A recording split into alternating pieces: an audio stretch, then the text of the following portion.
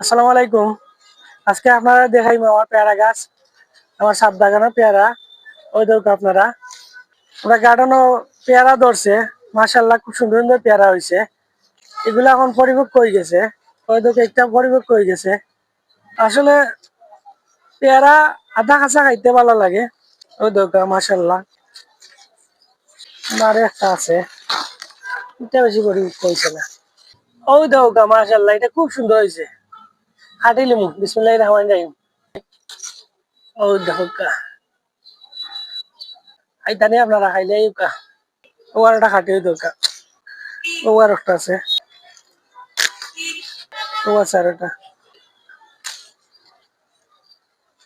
এগুলো হলো 12 মাসে জাত, 12 মাস ধরে।